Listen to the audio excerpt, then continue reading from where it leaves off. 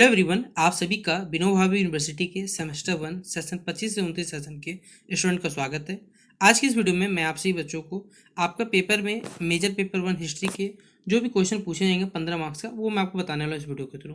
तो 15 मार्क्स के सारे इंपॉर्टेंट क्वेश्चन चलिए मैं बताता हूँ। वीडियो पसंद आए तो वीडियो को आप लोग लाइक और शेयर करिएगा, ठीक है। देखिए, पहला सवाल है आप सभी बच्चों को, यहाँ से एमसीक्यू का जो क्वेश्चन आएगा ना, वो भी आपका कवर होगा। जैसे पूछा हुआ चंद्रगुप्त मौर्य जो है, उनके जीवन एवं जो कार्य है उनका आपको उल्लेख करने बोला गया। ये सवाल पेपर में 15 मार्क्स के लिए आया हुआ है। तो चंद्रगुप्त मौर्य जी जो हमारे हैं, प्राचीन भारत के जो महान शासक है उनमें से एक थे, जिन्होंने बेसिकली जो मौर्य साम्राज्य है, तो आप नाम सुने होंगे, उनकी स्थापना की थी। और हमारा जो भारतीय इतिहास में उसमें एक नई जो राजनीतिक एकता देखी जाती है, उसकी एक नींव इन्होंने रखी थी। उनका जीवन जो है वो अत्यंत ही संघर्षपूर्ण रहा है। नेतृत्व क्षमता उनमें देखी गई है और साथ ही साथ दूरदर्शिता का जो उत्कृष्ट उदाहरण है वो उनमें हमें देखने को मिलता है। तो अब हम बात करें इनके जन्म के बारे में। जो चंद्रगुप्त मौर्य जी का जो जन्म है वो 4वीं शताब्दी ईसा पूर्व में से एक साधारण से परिवार में हुआ था। उनके जीवन में सबसे महत्वपूर्ण जो भूमिका है वो उनके जीवन में कह सकते हैं, जो उनके गुरु थे चाणक्य, जिन्हें कौटिल्य भी हम लोग कहते हैं, उनकी रही थी, जिनसे उन्होंने शिक्षा पाकर एक सक्षम शासक के रूप में तैयार किया। और फिर चाणक्य की प्रेरणा और राजनीति के कारण ही चंद्रगुप्त ने बेसिकली क्या किया, उस समय मगध में नंदवंश का शासक था, तो उनको क्या किया, पराजित करके स्वयं जो है सत्ता उन्होंने प्राप्त की थी। चंद्रगुप्त की सबसे बड़ी उपलब्धि ये थी कि मौर्य साम्राज्य की उसने क्या की थी, स्थापना की थी। उन्होंने नंद शासक उस समय का जो था धनानंद है, उसको हराकर क्या किया था, मगध पर अपना जो अधिकार है वो अपना अधिकार स्थापित किया था। और फिर बाद में उन्होंने क्या किया था, पाटलिपुत्र को, जो वर्तमान में पटना देखते हैं, पटना राजधानी सुनते बिहार की राजधानी, वो पटलिपुत्र को उन्होंने बनाया था। इसके बाद उन्होंने क्या किया, साम्राज्य का विस्तार करके जो उत्तर पश्चिम भारत तक अपना जो साम्राज्य है बेसिकली वो फैला लिया था। इस क्रम में बेसिकली उनका जो सामना होता है, एक कहते ग्रीस के ही पर्सन, जिसका नाम है सेल्यूकस निकेटर, उससे हुआ था, जो अलेक्जेंडर द जो ग्रेट माना जाता है, ठीक है, उसके उत्तराधिकारी थे। चंद्रगुप्त ने क्या किया, सेल्यूकस निकेटर को सबसे पराजित किया और अफगानिस्तान और बलूचिस्तान के जो कुछ इलाके हैं या कुछ क्षेत्र हैं उन पर उन्होंने अधिकार प्राप्त कर लिया, तथा एक संधि के माध्यम से बेसिकली क्या किया, अपने साम्राज्य को और भी उन्होंने मजबूत करने का कार्य किया। चंद्रगुप्त मौर्य जी का जो शासनकाल है वो अपने शासन के लिए बहुत ज़्यादा क्या है, प्रसिद्ध थे। उन्होंने एक सशक्त और साथ ही साथ एक केंद्रीकृत मतलब सेंट्रलाइज जो अपना एडमिनिस्ट्रेटिव जो उनका व्यवस्था था वो उन्होंने बना कर रखा हुआ था। इससे जिससे क्या हुआ था कि जो विभिन्न विभाग हैं और जो अधिकारी हैं उनकी नियुक्ति होती थी। उनकी शासन व्यवस्था का जो विस्तृत वर्णन है वो हम लोग बेसिकली अर्थशास्त्र में देखते मिलते हैं, जिसमें राजनीति देखने को मिलती है, अर्थव्यवस्था है और प्रशासन के जो सिद्धांत है उन सभी को एक व्यवस्थित रूप में यहाँ पर प्रस्तुत किया गया है। आर्थिक रूप से कहा जाए तो उनका शासन बहुत ज़्यादा मौजूद था। उन्होंने कृषि हो, व्यापार हो और उद्योग, इन सभी चीज़ों को बढ़ावा देने का कार्य किया, जिससे जो राज्य है उसकी आय में, इनकम में क्या होगा, वृद्धि हुआ। साथ ही साथ उन्होंने सड़क हो गया, सिंचाई हो गया और अन्य कई ऐसे सुविधाजनक जो भी लोगों के सुविधाएं चाहिए उन सभी चीज़ों को विकास कराया। उनकी सेना भी बहुत ज़्यादा शक्तिशाली थी, जिसमें पैदल सैनिक तो थे ही से, घुड़सवार भी थे, रथ भी थे और कई हाथी यहाँ उनके सेना में शामिल थे। जीवन के अंतिम चरण में जो चंद्रगुप्त मौर्य जी ने, उन्होंने राजपाट उन्होंने त्याग दिया था और बेसिकली अपने जैन धर्म को अपना लिया था। वे भाद्र बहु के साथ दक्षिण भारत में जो श्रवण बेगोला नाम से अपने नाम सुना होगा, वहाँ चले गए, जहाँ उन्होंने बेसिकली क्या किया, तपस्या और संयम का जो जीवन है वो होता है। कहा जाता है कि उन्होंने संलेखना यानी उपवास द्वारा बेसिकली अपना देह त्याग के माध्यम से अपना जो जीवन है उन्होंने अपने जीवन को अंत किया था। इस प्रकार कहा जाए तो चंद्रगुप्त मौर्य जी जो है एक साधारण व्यक्ति के साथ साथ महान सम्राट बनने की एक हमें प्रेरणादायक कहानी भी है। उनके कार्यों ने न केवल बेसिकली एक विशाल साम्राज्य की स्थापना की, बल्कि भारतीय जो प्रशासन है और राजनीति जो होना चाहिए उसकी एक महत्वपूर्ण भूमिका भी उन्होंने रखी थी। फिर अगला पॉइंट बताया हुआ हमारे पास, अच्छा ये कंप्लीट हो गया पहला सवाल। तो ये पहला क्वेश्चन था जो आपसे बच्चों को 15 मार्क्स के लिए पूछा जाएगा। अब नेक्स्ट सवाल आएगा आपसे बच्चों पेपर में कि सिंधु घाटी सभ्यता का जो नगर निर्माण हमारे पास व्यवस्था है, ठीक है, उस योजना के मुख्य जो विशेषताएं उनका वर्णन करने पूछा गया। तो आइए चलिए इस क्वेश्चन को हम समझते हैं। तो सिंधु घाटी सभ्यता, जिसे हम इंडस वैली सिविलाइजेशन नाम से ही जानते हैं, ये विश्व का सबसे प्राचीन जो नगर सभ्यता है उनमें से एक है हमारे पास है, जिसका जो सबसे ज़्यादा प्रमुख बेसिकली फेमस इसलिए है क्योंकि यहाँ जो नगर निर्माण योजना है वो अत्यंत ही विकसित है, वैज्ञानिक है और साथ ही साथ ये सुव्यवस्थित थी। यह सभ्यता लगभग जो है हमारे पास है ये 2500 ईसा पूर्व के आसपास, मतलब 25 लगभग उस समय का है जब ये अपने उत्कृष्टता सबसे टॉप लेवल पे था।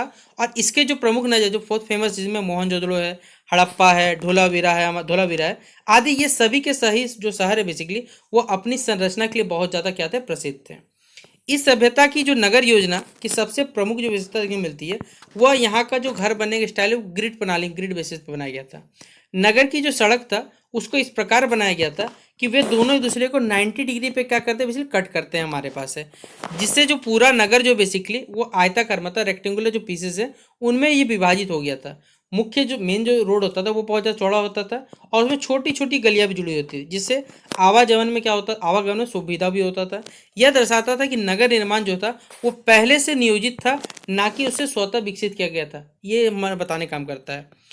नगर को बेसिकली हम लोग क्या करते हैं, दो भागों में उस समय बांट दिया गया था, ठीक है। जैसा पहला है ऊपरी नगर जिसे सिटाडेल कहते हैं और एक होता है निचला नगर। ऊपरी नगर जो है उच्च स्थान पर बनते थे या स्थित होता था, जहाँ पर बेसिकली प्रशासनिक जो एडमिनिस्ट्रेटिव लोग होते थे, धार्मिक या जो भी महत्वपूर्ण सार्वजनिक स्थल होते थे वो सबके सब वहाँ बनते थे।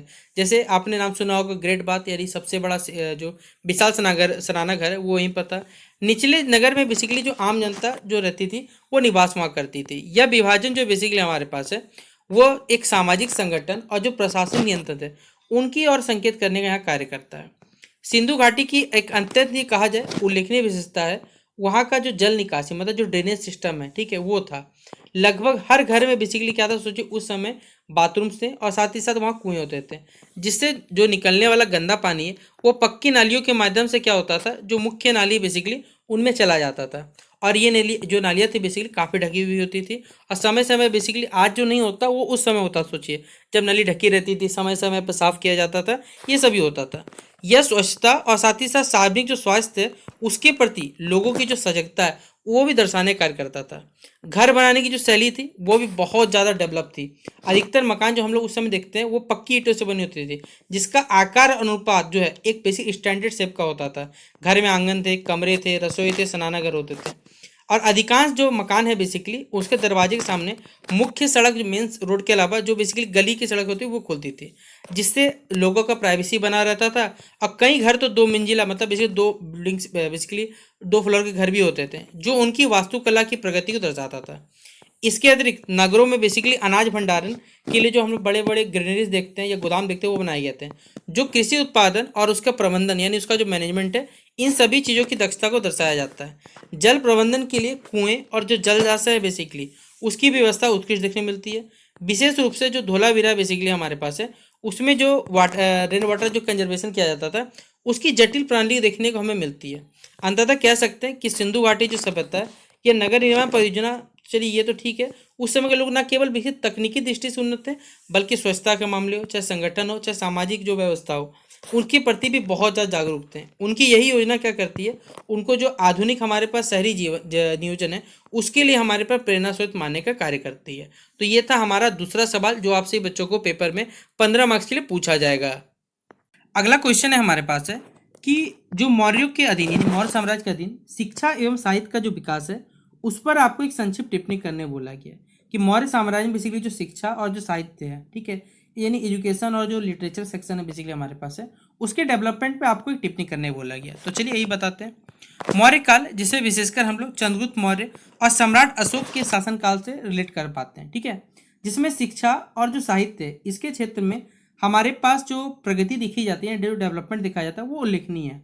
यह काल बेसिकली माना जाता है कि हमारे भारतीय इतिहास में यानी हमारे इंडियन हिस्ट्री में राजनीतिक एकता तो देखने मिलती है, साथ ही के साथ यहाँ पर हमें बौद्धिक और जो सांस्कृतिक उन्नति है इसकी ओर से भी यहाँ पर जाना जाता है। यानी ये कालखंड जो है बहुत ज़्यादा हमारे लिए डेवलप्ड था, चाहे वो बौद्धिक लेवल पे हो चाहे सांस्कृतिक लेवल पर हमारे पास है।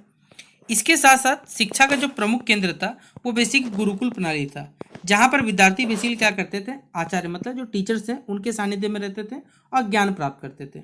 शिक्षा का उद्देश्य केवल बेसिकली पुस्तक से रिलेटेड नहीं था बल्कि उन्हें जीवन में नैतिकता, आचरण और व्यवहारिक जीवन कौशल ये सभी योग्यता उनको सिखाई जाती थी।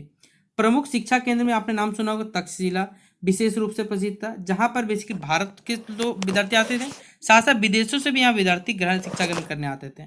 यहाँ वेद हो गया, पुराण हो गया, व्याकरण हो गया, राजनीति हो गया, चिकित्सा, गणित, युद्ध कला जैसे कई विषयों का यहाँ पर छात्र छात्रों का अध्ययन करवाया जाता था। मौर्य काल में बात करें तो संस्कृत और जो प्राकृतिक भाषा है, ठीक है, ये दोनों ही भाषा का जो विकास है वो हुआ था। सामान्य जनता के बीच में बेसिकली जो प्राकृत भाषा है वो सबसे ज़्यादा यहाँ पर प्रचलित थी, जबकि विद्वान और जो बेसिकली हमारे पास धार्मिक ग्रंथ हैं उनमें संस्कृत का उपयोग हम लोग देख सकते हैं। इस काल में बेसिकली बौद्ध और जो जैन साहित्य है उसका यहाँ पर व्यापक एक विकास हुआ है। सम्राट अशोक के शासन में बेसिकली बौद्ध धर्म को एक विशेष संरक्षण मिला है, जिसके परिणाम स्वरूप क्या हुआ है, जो बौद्ध ग्रंथ है उनका संकलन किया गया और साथ ही साथ यहाँ पर जो उनका प्रचार प्रसार है वो भी यहाँ पर किया गया था। सम्राट अशोक ने अपने विचार और बेसिकली जो नीतियाँ हैं वो जनता तक पहुँचाने के लिए जो शिलालेख होते हैं पत्थर पे या स्तंभ पे लिखा गया था, ताकि लोगों के पास जानकारी पहुँच सके। जो बेसिकली प्राकृतिक भाषा और जो ब्राह्मी लिपि है उसका इस्तेमाल किया गया था। मौर्य काल का सबसे जो महत्वपूर्ण साहित्यिक ग्रंथ है वो है अर्थशास्त्र, जिसकी रचना बेसिकली क्वालिटी यानी चाणक्य ने की थी। इसमें बेसिकली शासन व्यवस्था, अर्थनीति क्या होता है, कूटनीति क्या होता है और प्रशासन के जो विभिन्न पहलू होते हैं उनका आपका यहाँ पर विस्तृत वर्णन देखने को मिलता है। यह ग्रंथ उस समय को सोचिए एक उच्च स्तरीय राजनीतिक और जो प्रशासनिक ज्ञान है वो हमें यहाँ पर मिलता था।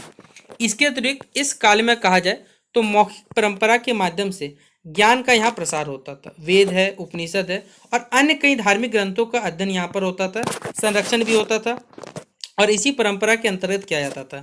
जैन और जो बौद्ध भिक्षुक थे वो भी अपने उद्देश्यों के माध्यम से शिक्षा के प्रसार में बेसिकली अपनी जो भूमिका है वो भी निभाने कार्य करते थे। संक्षेप में कहा जाए तो मौर्य काल बेसिकली अगर कहा जाए तो शिक्षा और साहित्य का विकास का एक महत्वपूर्ण काल था, जिसमें न केवल बेसिकली पारंपरिक ज्ञान का संरक्षण हुआ बल्कि जो नए विचार हैं और साथ ही साथ जो ग्रंथ है उनका भी उदय हुआ।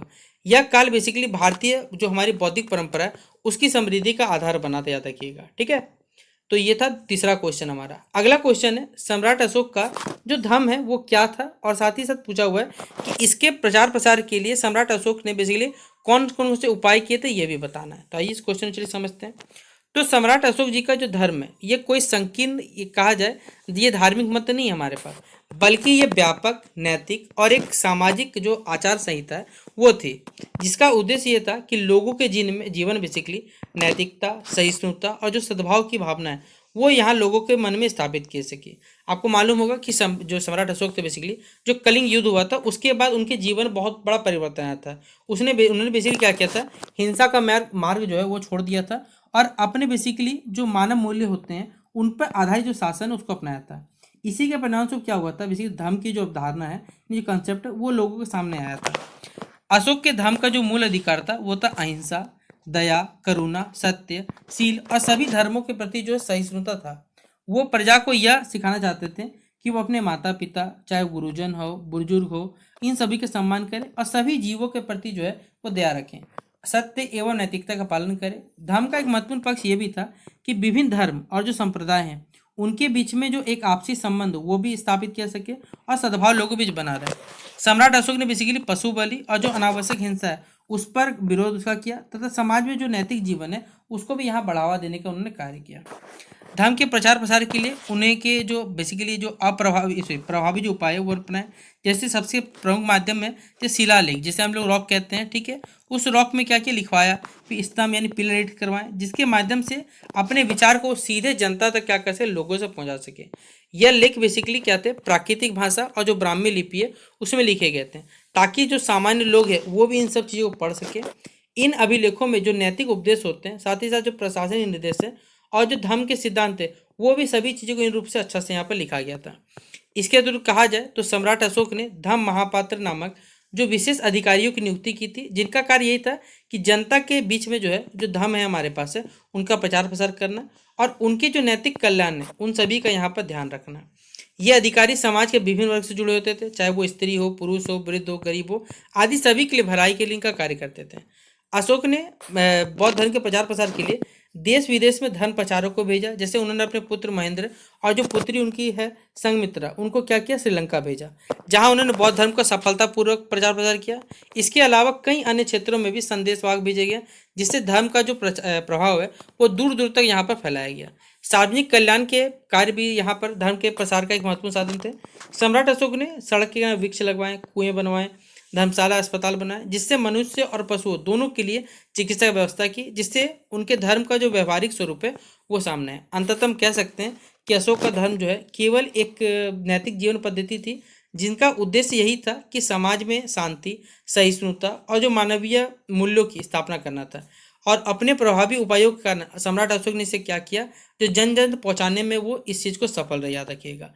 तो ये आपका था 4 क्वेश्चन जो आपसे बच्चों को 15 मार्क्स के लिए पेपर में पूछा जाएगा। तो उम्मीद करूंगा कि आपसे बच्चों को अब तक ये वीडियो पसंद आया होगा। पसंद आया तो लाइक और शेयर करने में बिल्कुल कमी मत करिएगा, ताकि आप सभी बच्चों के दोस्त हैं जिनका 15 नंबर का सारा सवाल बन जाएगा। तो शेयर कर दिए इस वीडियो को सभी दोस्तों। मिलते हैं इस वीडियो पे, तब तक के लिए जय हिंद और जय भारत।